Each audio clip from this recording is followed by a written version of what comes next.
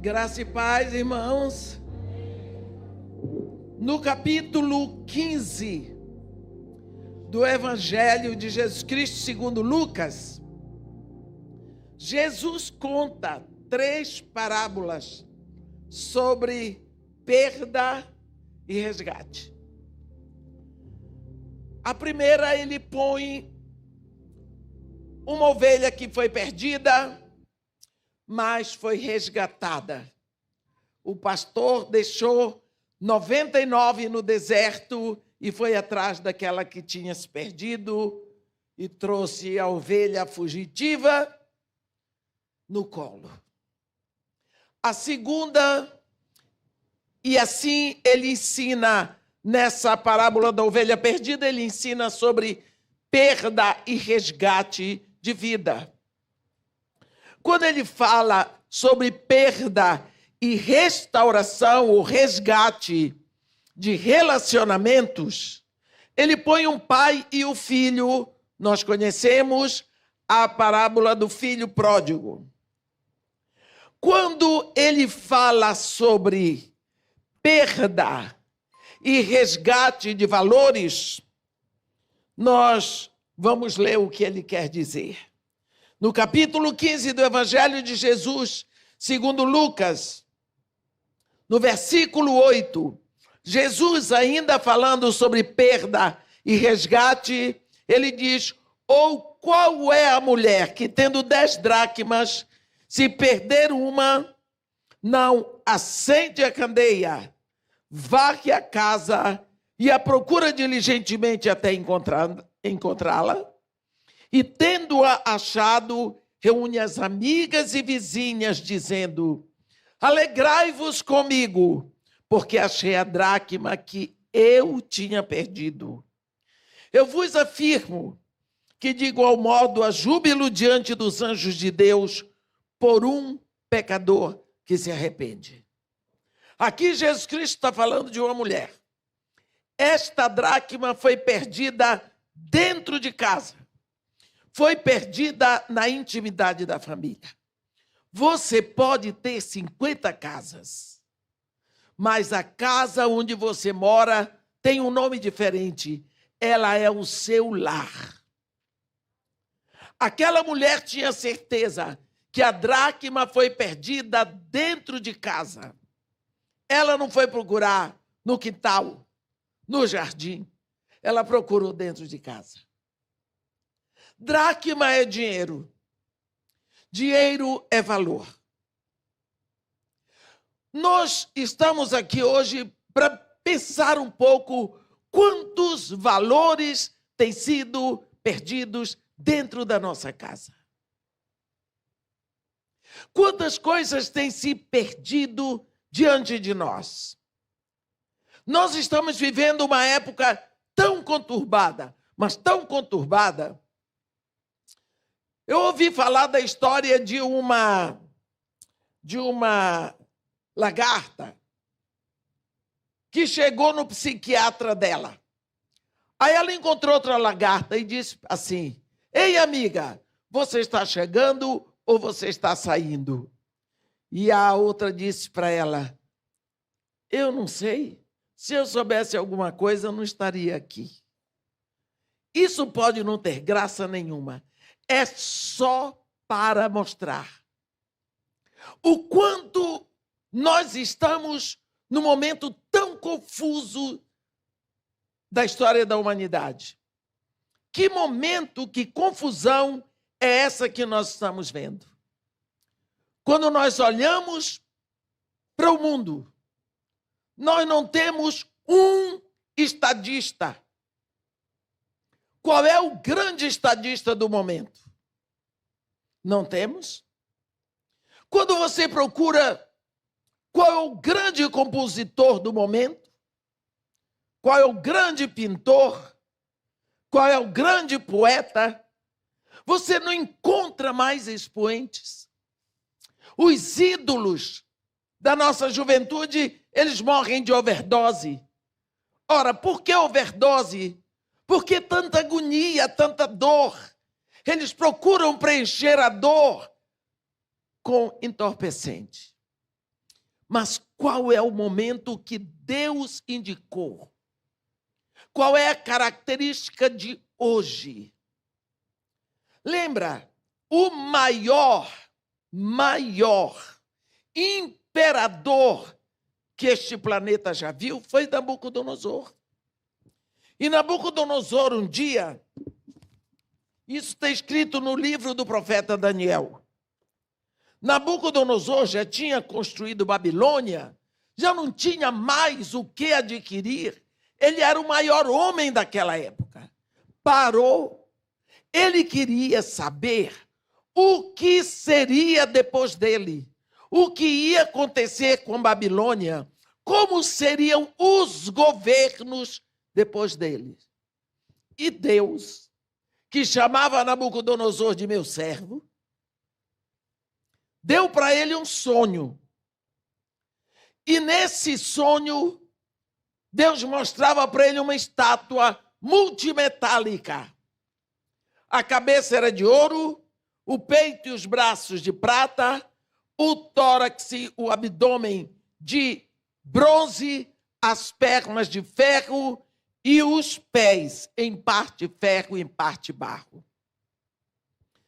Quem deu a interpretação, quem mostrou o sonho e deu a interpretação, foi Daniel. Meus irmãos, o livro do profeta Daniel é a espinha dorsal de toda a profecia bíblica. E Daniel diz para ele: tu, Nabucodonosor, és a cabeça de ouro. Mas, depois do Império Babilônico, vai vir outro império. E nós sabemos que foi o Império Medo-Persa. E depois do Império Medo-Persa, o Império de Prata, vem o Império Greco-Macedônico de Alexandre o Grande. E depois do bronze de Alexandre, vem o ferro, que é o Império Romano. Ora, vamos pensar um pouquinho. Todos nós sabemos que o Império Babilônico já caiu há muitos anos naquela bebedeira de Belsazar, quando viu aquele dedo escrevendo na parede, Mene, Mene, Tekel, Parsim. Naquela hora, já os coronéis de Dário tinham fechado as entradas do Eufrates e estavam entrando em Babilônia. Então, a cabeça de ouro caiu.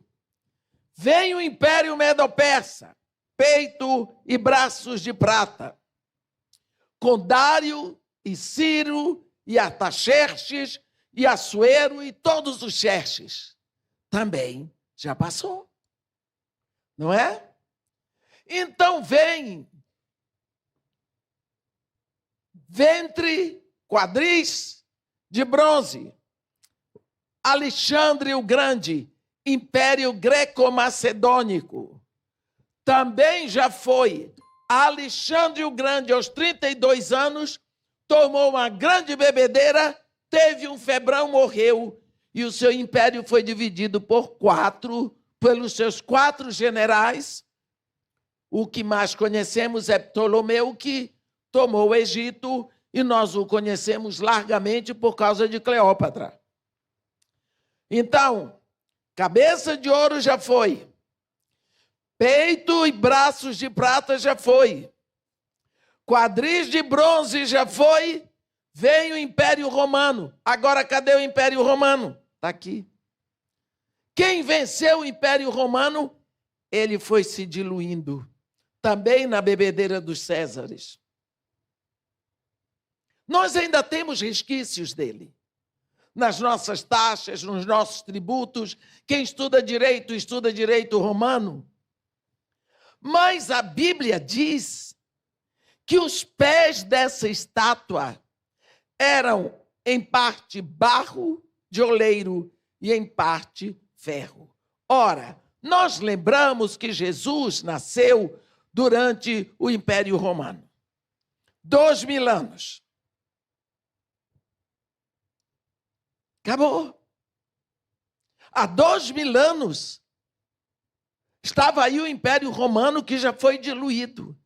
Então nós podemos chegar à conclusão qual o momento da história que nós estamos vivendo hoje. É o momento dos pés da estátua.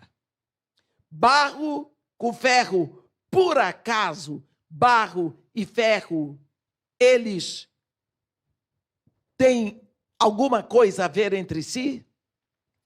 Nós estamos nesse momento da história do homem, um momento de confusão, meus irmãos. Um momento em que as coisas não se sustentam.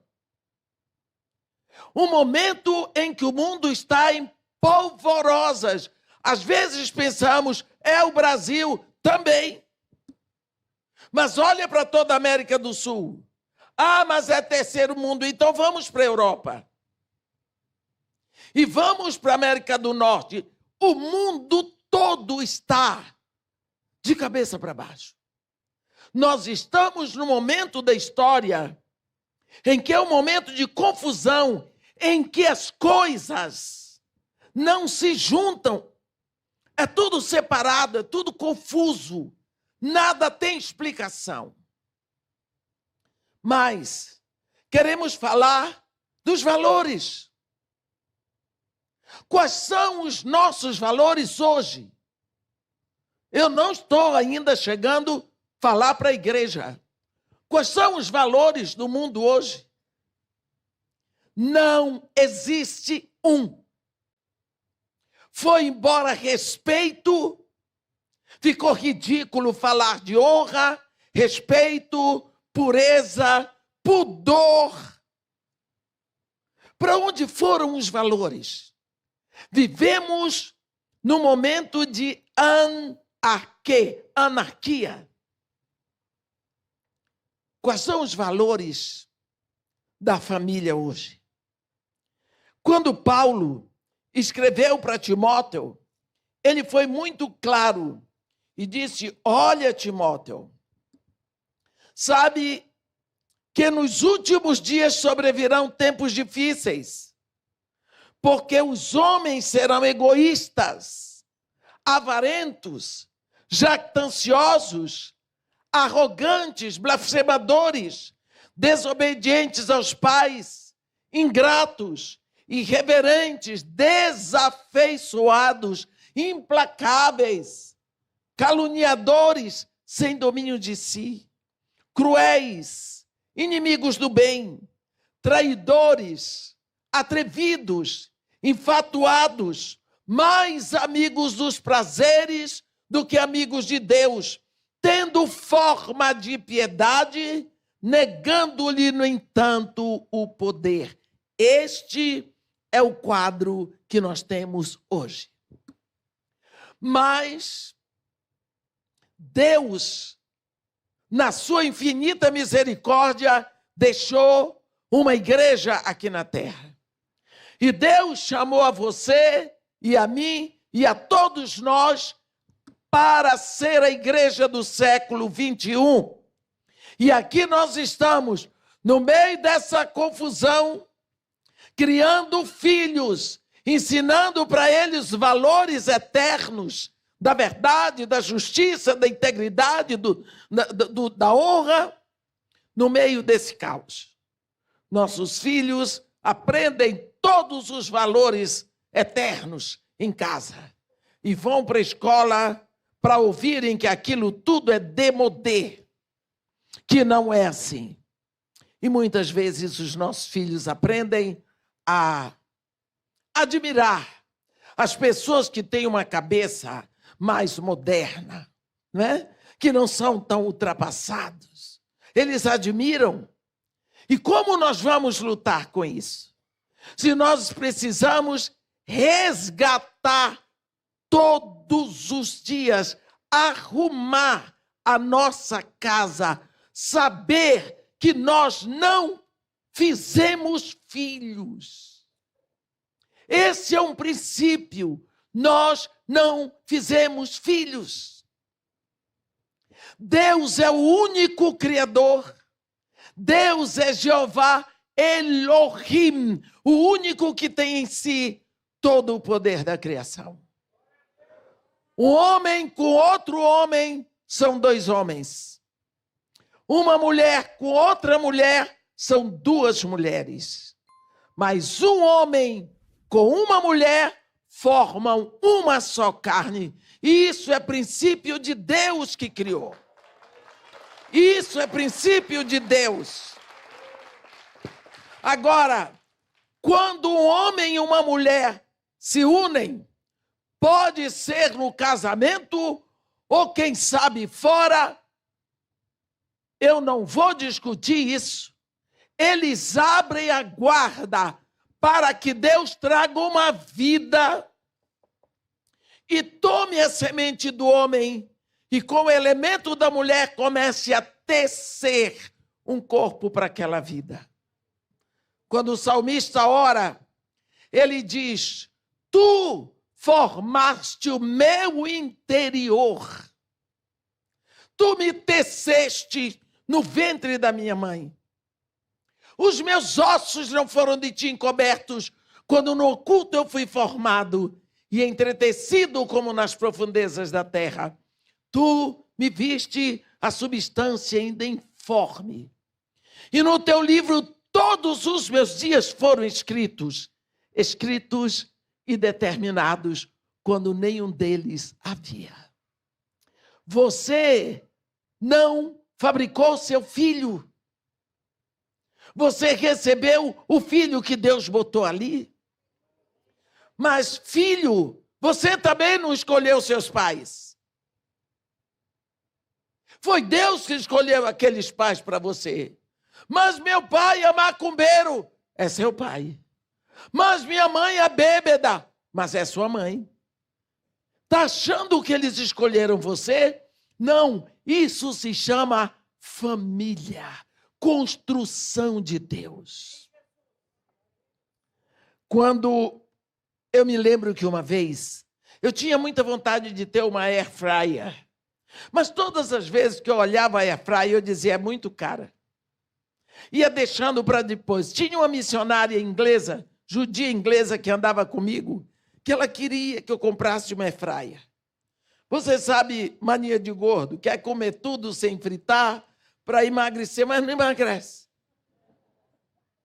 Aí um dia eu fui pregar na igreja do pastor Simon de Araújo, missão da Praia da Costa, congresso de mulheres, e tive uma surpresa tão agradável. Depois do culto, a Mirna, esposa do pastor, veio para mim com um caixote assim. Eu disse, que é isso? Ela disse, é para você um presente. Era uma air fryer. E tomei o avião em Vitória, eu não despachei a air fryer com medo que quebrasse. Levei na mão. Quando chegou em casa, que alegria. Eu disse, Kay, agora nós temos uma air fryer. Ela disse, amanhã vamos comer nuggets com salada na air fryer. Tudo bem. No outro dia de manhã, eu sabia, hoje é nuggets com salada. Daqui a pouco ela apareceu para mim, muito triste. Eu disse, o que foi? Mamãe, a senhora não sabe o que aconteceu. O que é? Ontem, quando eu joguei os papéis do presente fora, joguei o manual do fabricante da air fryer. Não sei como botar para... Eu disse, menina, como é que você me faz uma coisa dessa? Ela estava tão triste. Eu disse, liga para minha nora, que ela tem uma air fryer. Passaram lá, botou para funcionar. Eu fico pensando, se Deus fabricou o seu filho no seu ventre, ele deixou o manual do fabricante. Está aqui. Este é o manual do fabricante. Está aqui. Deu defeito, vem aqui. Pode ser que o defeito está dando no filho da sua sogra. Vai ao manual do fabricante, que foi ele que fabricou aquela peça rara que casou com você. Eu digo para você, se nós seguirmos o manual do fabricante, no meio desse caos que vivemos, as coisas podem andar. Porque Deus não é doido. Ele não ia estabelecer famílias hoje na terra, no meio deste caos, se não fosse possível criá-los. Muitas dificuldades, todas possíveis de serem resgatadas. Todas. Quando aquela mulher viu que estava faltando um valor dentro de casa, um só. Primeira coisa que Jesus diz é que ela tinha 10. De vez em quando ela passava limpo para ver se as 10 dracmas estavam ali. Um dia ela viu que desapareceu uma. Você também estabeleceu valores para a sua casa. Respeito, honra, integridade, verdade, pureza, respeito. Você estabeleceu isso tudo. Mas, uma hora você pode ver um filho que está se achando porque cresceu, ele pode levantar a voz. Ou ele pode fechar a porta do quarto e dizer, tem direito à minha privacidade. E outras coisas mais. Você tem que estar com os olhos abertos para atacar o mal na raiz. O que foi que a mulher fez? Se sumiu uma dracma, é porque tem escuridão. Porque na luz tudo é visível. Ela pegou uma candeia, acendeu a candeia, viu que tinha lixo, pegou uma vassoura. E não era para voar. E pegou a vassoura e foi varrer. Só para lhe perguntar, quanto lixo tem entrado na sua casa através da mídia, escrita e falada? Quanto lixo tem entrado na formação da sua família, da sua empresa e no seu modo de pensar? E esse lixo vai se acumulando sobre os princípios que você tinha. E isso não está acontecendo só na sua casa, está acontecendo na humanidade, no governo. Talvez eu seja a mais velha de todos nós aqui. Desde que eu nasci, eu vi o mundo declinar de uma forma terrível. E na minha geração, eu tenho 78 anos, eu vi o mundo piorar. Eu sou da geração pós-guerra. Eu sou da época da juventude transviadas, dos Beatles, do Holly Golly, do Twist.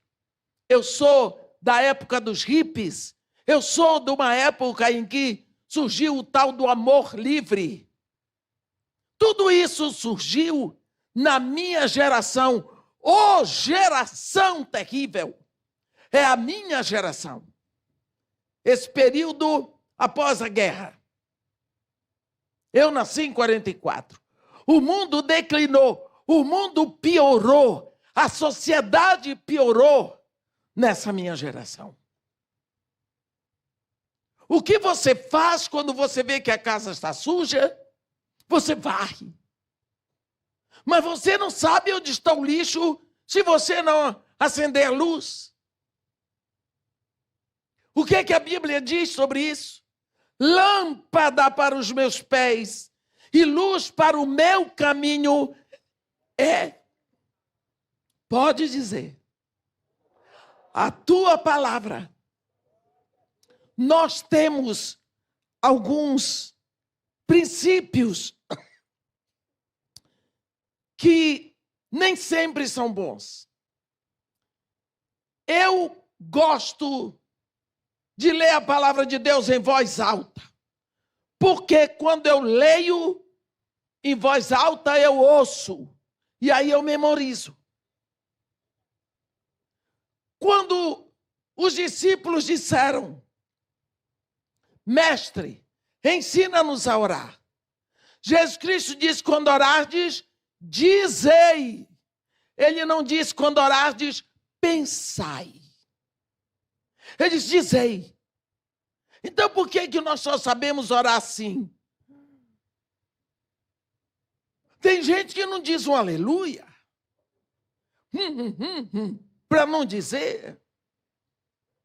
Olha, Deuteronômio 6, a partir do versículo 6, Deus fala assim: estas palavras que hoje eu te ordeno estarão no teu coração, e tu as inculcarás a teus filhos, e delas falarás, assentado na tua casa, e andando pelo caminho, e ao deitar-te, e ao levantar-te. Meu irmão, você já fez isso?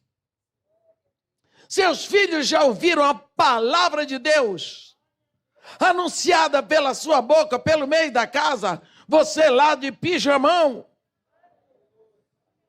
Quando você chega na sua empresa, você abre a sua boca e diz um salmo, andando pelas salas do seu escritório.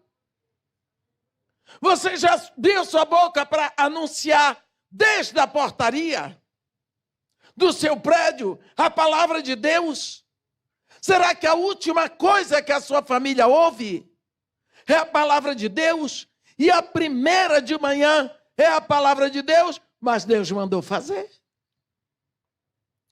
No momento em que nós estamos vivendo, ou nós seguimos os princípios, ou não podemos nem construir hoje, quanto mais resgatar o que já foi deixado para trás. Nós andamos sempre correndo atrás de alguma coisa. No sonho de Nabucodonosor, está lá aquela estátua enorme, cabeça de ouro, peito e braços de prata, tórax de bronze, quadris de bronze, pernas de ferro, pés em parte ferro e em parte barro. Aquela coisa gigantesca. Para começar, do ouro, o metal piorou para a prata. Da prata, o metal piorou, decaiu, foi para o bronze. Do bronze, o metal piorou, foi para o ferro. E do ferro, veio para se misturar com barro. O que Deus está ensinando ali é que os governos na humanidade, eles seriam decadentes, cada vez piores, mas todos eles seriam de metal. Frios, sem vida, duros, resistentes. É isso que nós temos visto na humanidade. Não adianta olharmos para os governos. Não são eles que têm a solução. Quando nós pensamos o momento que vivemos, você olha para frente e não tem solução, para trás não tem, direita, esquerda não tem, só tem uma direção para olhar, é para cima. Só para cima você tem que olhar. Olha, o achatamento das lideranças mundiais. Ninguém manda, ninguém é digno de respeito. Não tem governo na América do Norte, não tem governo na Europa, na Ásia, na África, nas Américas, ninguém. Porque achatamento. Não existe admiração por um líder. Sabe por quê? Porque vai aparecer um, esse vai ser admirado, vai ser adorado. Porque ele vem com todo o perfil que supre os sonhos de uma humanidade decadente. Ele vai ser o anticristo. Por isso nós precisamos hoje começar a pensar, a olhar e aprender a olhar para o alto. A Bíblia diz no capítulo 3 de Colossenses: se sois do alto, Buscai as coisas lá do alto. Pensai nas coisas lá do alto, onde Cristo vive assentado à direita de Deus. Quando nós olhamos para a nossa vida, para a nossa família, para os nossos vizinhos, para os nossos colegas, quantas coisas nós gostaríamos que acontecesse de bom na vida deles, e mesmo na nossa. Quantas coisas poderiam ser resgatadas? O que nós podemos fazer? Orar. Interferir de que forma?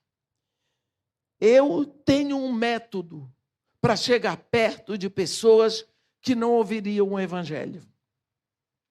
Eu chego sempre para a pessoa dizendo: você não quer que você não pode orar comigo? Ora comigo. Eu entro no motorista de táxi e eu digo: como vai? Como vai sua família? Posso orar com você?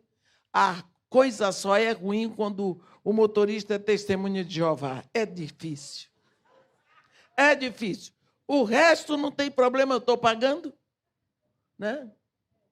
Uber, muitas vezes. Às vezes me reconhecem.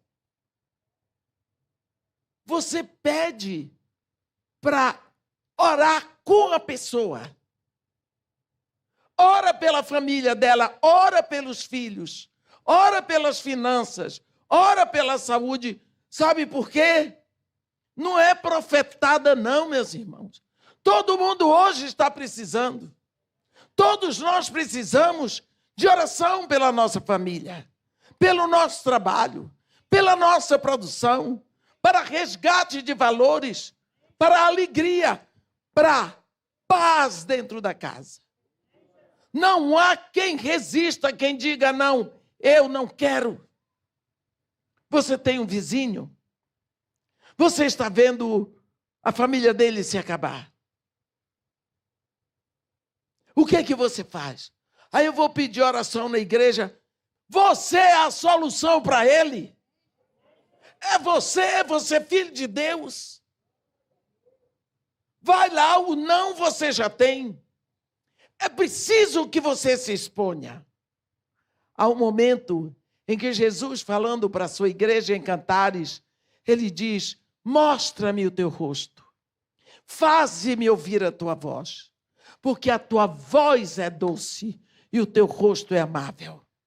Quantas vezes nós ficamos cheios de receios e deixamos a família do lado do nosso apartamento, passando dores, porque não temos coragem de levar a palavra de Deus. Você não precisa chegar para ela dizendo: olha, Isaías capítulo 54, versículo... Não é nada disso, não fala de capítulo nem de versículo, porque isso é chato. Chega dizendo: vamos orar pelos nossos filhos, pela nossa família, pelo nosso prédio. Né? Pede para orar por nós. Pede. Uma vez eu fui orar com uma mulher no meu prédio, orei com ela, fiz uma oração supimpa. E depois a mulher: Ave Maria, cheia de graça, o Senhor convosco. Eu ouvi quem mandou eu ir lá. Depois de 4 meses, ela não rezava mais Ave Maria. Ora, foi um progresso. Foi um progresso. Quantos de nós já rezamos Ave Maria? Ninguém vai se acusar, né? Só eu. Então, quando nós tratamos de resgate, é porque tem algo que foi perdido. E nós sabemos que foi perdido. E normalmente nós não sabemos como trazer de volta. Essa mulher olhou a lâmpada. Ela descobriu que tinha poeira. E ela procurou a vassoura. Qual é a vassoura que nós podemos usar hoje? Quatro disciplinas espirituais ore. Eu não sei orar, joia. Porque a Bíblia diz que nós não sabemos orar como convém. Você não sabe orar, você começa, o Espírito Santo entra, intercedendo por você com gemidos inexprimíveis, só porque você não sabe. Só porque você não sabe. Quantas vezes você diz, o que é que eu vou dizer? Pensa que Deus é seu pai. O que você diria para o seu pai? Deus é pai. Oração. Oração. Outra disciplina, jejum. Mas, irmão, vou fazer jejum, se qual é o problema? Jejum é uma palavra que vem do grego fastio, que significa fechar a boca para todo tipo de alimento. Existe o jejum normal, que você tira todo alimento sólido, líquido e pastoso e fica só com a água. Existe o jejum total, que você tira todo. Não lhe aconselho fazer isso sem médico. Mas existe o jejum parcial. Você tira aquilo que você mais gosta. Tira. Também precisa, se você é marido, você fala com sua esposa que você vai ter um tempo de jejum, que é para ela não chegar de lingerie na cama. Porque o jejum significa que você não pode ter prazer. Então, vê lá se ele diz só 2 dias, só 1 dia. Depende do marido, se você é mulher. Se você é marido, pergunta à mulher se dá certo. Né? Vocês são uma só carne. Outra disciplina espiritual é a vigília. Tem 4 vigílias na noite. Primeira vigília, 6 às 9, 18 a 21, segunda de 21 a 24, terceira de 1 da manhã às 3, quarta de 3 às 6 da manhã. Você separa uma vigília dessa. Uma vigília e diz, Senhor, hoje eu vou ficar de vigília com o Senhor. Na intenção do meu lar. Na intenção de serem resgatadas para mim tudo aquilo que o gafanhoto comeu. Tudo que me foi roubado. Tudo que me foi tirado. E você vai dizendo, e você fica, digamos, acordado de meia-noite às 3 da manhã, ou de 9 à meia-noite. E tem, então, a meditação. Meditação é uma arma poderosa, meus irmãos. Como é que você medita? Você entra no assunto com Jesus. Você lê um trecho. Você lê um trecho aqui, digamos, eu gosto de pegar o trecho de Zaqueu. Lá vem Jesus com a turma. Você tem 2 posições para meditar. Ou você entra na turma com Jesus, ou você fica a fofoqueira da janela. Você fica olhando o que acontece. Ou você entra na multidão. Está lá Zaqueu. Eu, você, a fofoqueira da janela. Estou na janela olhando, lá vem o Nazareno com a multidão. E eles exprimiam calorão, poeirão. Eu vou botar que aquilo aconteceu às 10 horas da manhã. Lá na Galileia. Aí, Zaqueu olhou e viu Jesus. Lá vem ele. Lá vem ele. Zaqueu tinha loucura para chegar perto de Jesus. Era louco por Jesus, mas não podia chegar perto porque ele era cobrador de impostos. Ninguém gostava de cobrador de impostos. Até hoje ninguém gosta. Né? E como ele era considerado um pecador, ele não podia chegar perto. Ele era inteligente. Isso não se diga ao contrário. Ele viu um pé de sicômoro. O sicômoro, os galhos crescem assim. E ele era de pequena estatura. Ele na hora resolveu o problema. Eu vou subir aqui, ele vai passar por aqui, não vai me ver e eu vou vê-lo de perto. Né?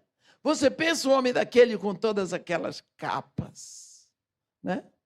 Tudo bonito, tudo arrumado, né? Subir, eu estou lá na janela, ó Zaqueu, o que Zaqueu vai fazer aqui? Que vergonha, subindo na árvore no meio da rua. Olha, ei, vem cá, vem ver, ó, Zaqueu, o que está fazendo ali? Está lá Zaqueu quietinho. Lá vem Jesus conversando, parou embaixo da árvore de Zaqueu. Zaqueu, desce depressa, que a mim me convém ficar na tua casa. Eu não sei como é que Zaqueu não caiu na cabeça dele. Mas desceu, coitado, exposto na frente de todo mundo. Mas eu acho bonito. Porque Jesus diz, a mim me convém ficar na tua casa. Hein? A mim me convém. Ele satisfez o desejo que estava no coração de Zaqueu. Não é? O coração de Zaqueu buscava aquele momento. Coitado de Zaqueu, correu para casa, chegou lá, foi entregando tudo o que tinha. Você está vendo? Um desejo, um coração que clamou. Meditação é esse. Você pega um trecho do Evangelho e você entra. Você pode usar a sua imaginação. Você cria o dia. Se estava chovendo, se não estava, se era 6 horas da tarde. Você não está deturpando a Escritura. Você não pode deturpar a palavra. Mas o momento do dia, ponha a sua mente para funcionar. Refrigere a sua alma com a palavra de Deus. E comece a orar. Porque Deus vai trazendo de volta. Ele vai restabelecendo o governo dele. Na sua casa. Na sua vida. Na sua empresa. No lugar do seu trabalho. Na sua igreja. Na sua cidade. Não há outro meio para resgate do que a busca. Não há outro meio para que você consiga resgatar o que foi perdido, se não for a busca. Esta mulher buscou e ela encontrou. É palavra de Deus. Buscar-me-ás e eu serei achado de ti. Se você busca, você encontra. Jesus diz, batei, a porta se abrirá. Não abriu? Buscai e achareis. Não achou? Vai lá no limiar da bênção. Primeiro você pede. Não recebeu? Busca. Não deu? Vai bater na porta. Já chegou no limiar. A porta vai se abrir.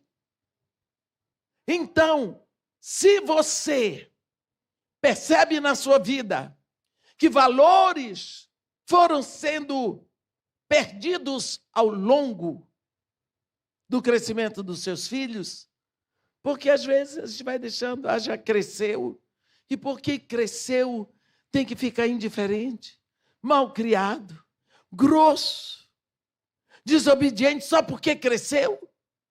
Não.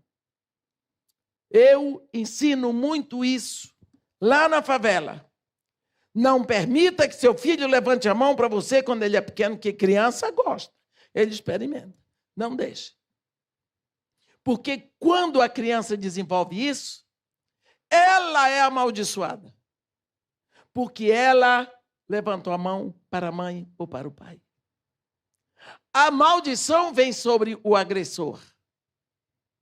Então nós não podemos deixar que nossos filhos desenvolvam hábitos, porque o hábito é uma segunda natureza.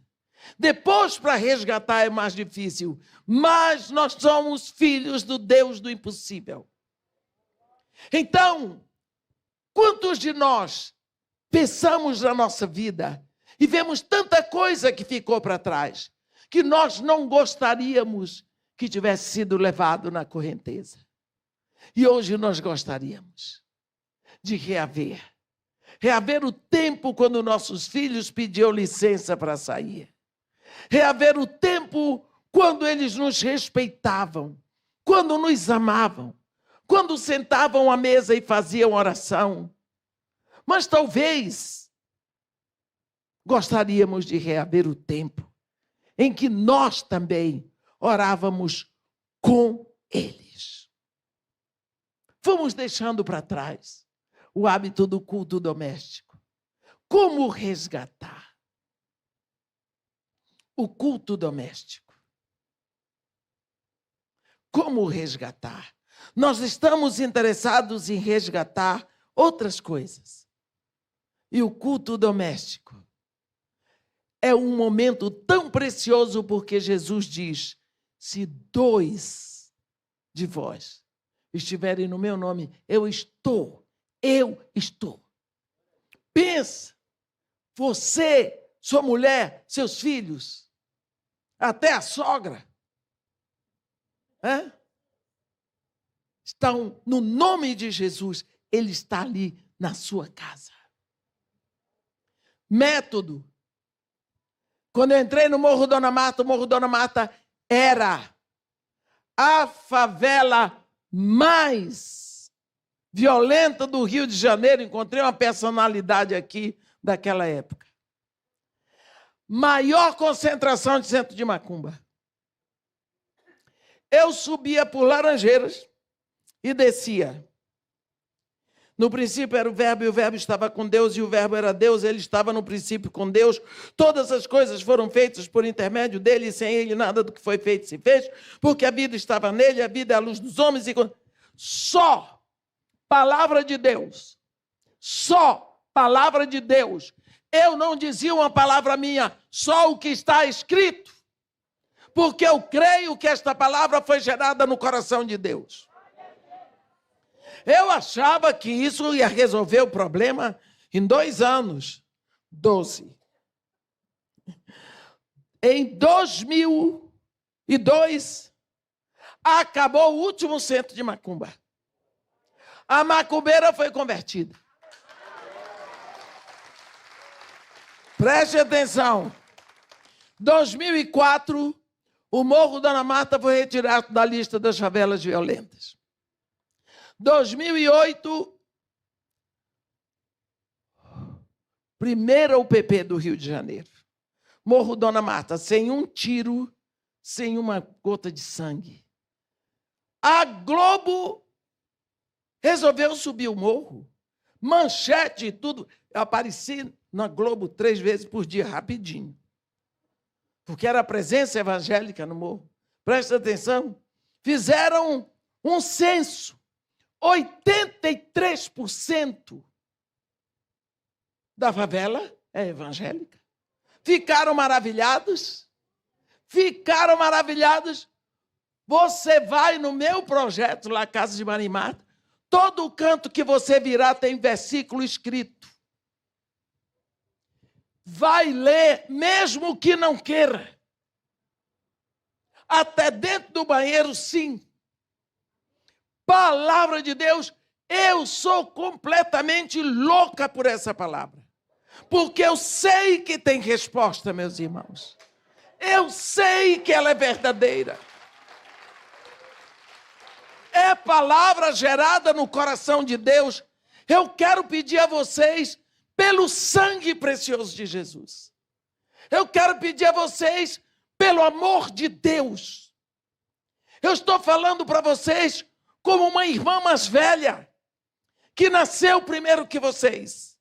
Pega esta Bíblia, abra a sua boca, leia a palavra de Deus em voz alta, na sua casa, na sua empresa, lá onde você estuda, onde você estiver, todos os dias, 3, 4, 5 versículos, leia. Deixa a palavra sair da sua boca. Você vai ver. As coisas vão mudar. Você vai ver um resgate acontecer. Porque a palavra de Deus é martelo que quebra a pedra. Pensa que você pega uma pedra, dá uma martelada, não quebra. 2, 10, 50, 1000, 1001, quebrou. Porque ela começou a ser enfraquecida desde a primeira. Comece para que haja resgate de tudo aquilo que o gafanhoto roubou. Resgate de tudo aquilo que silenciou. Resgate dos seus sonhos. Resgate do sonho de Deus no seu coração. Resgate dos seus valores. Resgate do que Deus quer da sua casa. Você sonhou. Você estabeleceu no seu coração. Por que desistiu? Por que você desistiu? Por que você deixou de sonhar? Por que você deixou que fosse roubado de você o direito de sonhar? Você sonhou com um lar feliz. Você sonhou com filhos aos pés de Deus. Você sonhou com uma velhice bendita. Por que você desistiu? Você ainda não morreu. Você ainda está aqui.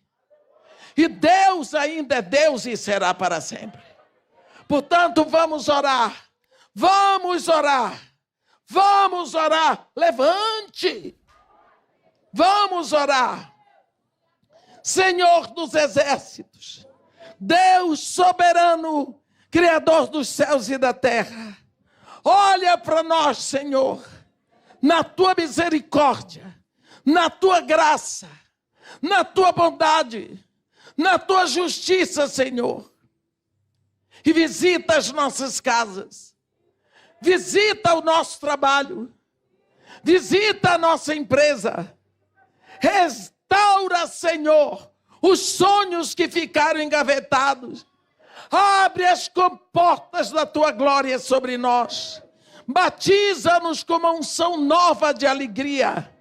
Nós te pedimos neste momento, processos engavetados, abram-se as gavetas. Contas que precisam ser pagas, providencia, Senhor, o montante necessário. Nós te pedimos a paz e a alegria nas nossas vidas. Restaura em nós a alegria de viver, de cantar, de proclamar a tua palavra e de dizer para o mundo que nós somos teus filhos. No momento de tanto caos, que a tua igreja brilhe e nessa igreja a nossa família seja um luzeiro para a glória do teu nome. Nós te pedimos isso, te agradecendo em nome de Jesus. Amém.